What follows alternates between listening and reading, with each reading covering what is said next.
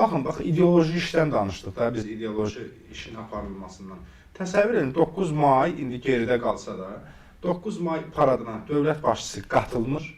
Amma Azərbaycan bir rayonunda İmişlidə gedib SSR O Rusiyanın bizə mesajıdır. SSR bayrağı və bunu Azərbaycan Ağsaqqallar Şurasının üzvləri eləyirlər. Yox, mən elə gəlir ki, onu Rusiya təşkil edeyim. Onların vasitəsilə eləyirlər. Rusiya var ya burada, bağlanda. Həmin o Rusiyavin nümayəndələri o Georgiyev lentalarını aparıblar. Bizim Georgiyev lenti də bilirsiniz də, o vaxtda Türkiyəyə qarşı döyüşləyirlər. Bəli, Aleksandrdan qalıb. Moskvaya səfərə getməməsinə cavabdır Rusiyadan ki, sən gəlmirsən Moskva, mən sənin ərazində bunu eləyərəm. İndi kiçicik bir məmur olub, ən yüksək vəzifəsi də icra hakimiyyətin mavini. Yəni ondan yuxarı Bu olur. adamı, əmlakına bax ki. İndi onun adına çıxan əmlakı yoxlasınlar, Hamısı görsünlər o Rusiyası. ömrü boyu indiyəcə yenə qaynanam alıb. Mən üzr istəyirəm sizdən. Biz bu məsələyə, bunu da deyirəm və yekunlaşdırırıq. Bu təkcə bir rayonun Ağsaqqallar Şurası deyil.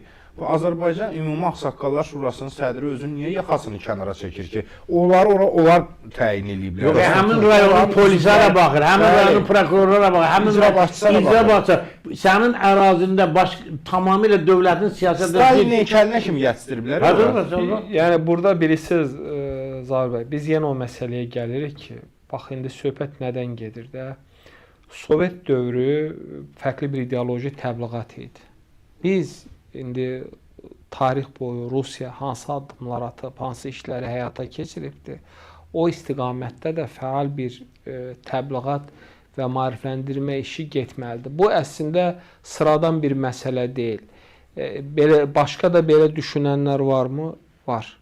Bəlkə də o lenti taxanları sorsaq, bəziləri ümumiyyətlə onun mahiyyətini anlamır. Yox, orada indi bu rəhbər heyət məlumdur, amma bu bəzi insanlar var. Baxın, mən sizə bir məsələni deyim.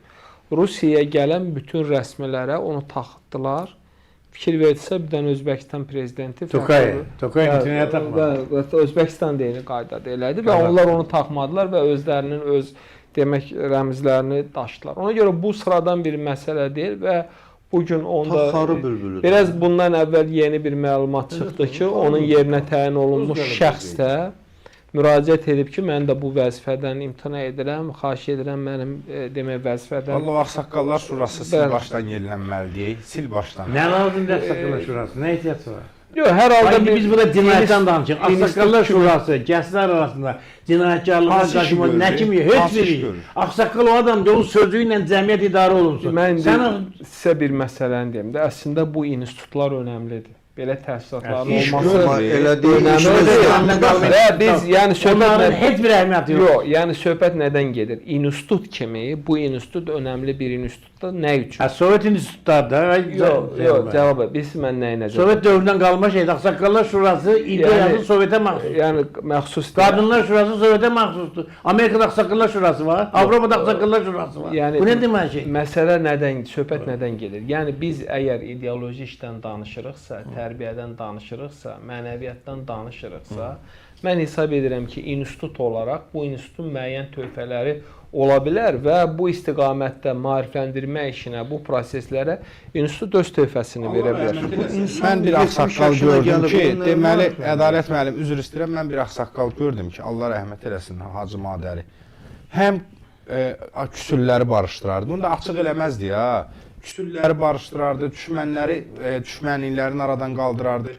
Elə əsl ağsaqqallıq o idi. Yoxsa indi bu boyda şuranı yaradıblar, dövlətdən də pul ayırırlar. O Ağsaqqallar Şurası elə başda sədri olmaqla o üzvlərinə kimi. Nə iş görüblər? Onlar bir dənə barmağımızı qardaşım, lab iş görüb, bu imkan verir ki, sən dövlətin rəsmi siyasətdə cid bir addım atasan, lab qəhrəmansın, Sovet İttifaqı qəhrəmansın. O nə deməli şeydir?